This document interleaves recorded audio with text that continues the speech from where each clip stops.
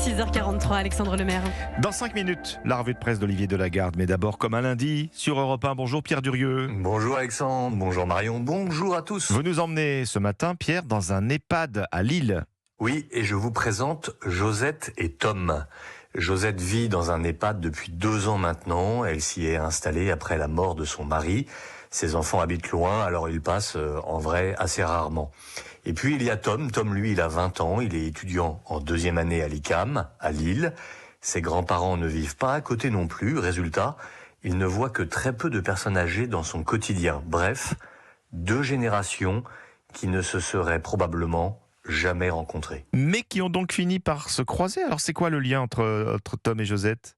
Eh bien, c'est leur rendez-vous du mardi soir. Chaque semaine, en sortant de ses cours, Tom passe à l'EHPAD, juste à côté, et il va voir Josette.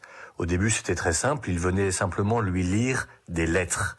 Et puis, petit à petit, leur relation a grandi, et maintenant ils se promènent, ils se racontent leurs souvenirs, ils chantent, et un jour, Josette l'a même emmené à l'opéra. C'était une première pour Tom. Et vous nous dites, Pierre, que cette belle histoire n'est qu'une parmi beaucoup d'autres. Et exactement. Tout commence en mars 2020, il y a exactement 6 ans. Souvenez-vous, on entrait alors dans le confinement et pour les personnes âgées en EHPAD, c'était une solitude extrême car c'était l'interdiction des visites. Et alors, 10 cousins comprennent l'urgence et le manque d'amour de ces personnes confinées. Ils créent une lettre, un sourire. C'est simple, une lettre envoyée, un sourire reçu. Et c'est un succès fou. Depuis sa création, plus de 1 million de lettres ont été envoyées. Des jeunes qui prennent un stylo, des aînés qui reçoivent une lettre. En fait, ça fait 2 bonnes nouvelles.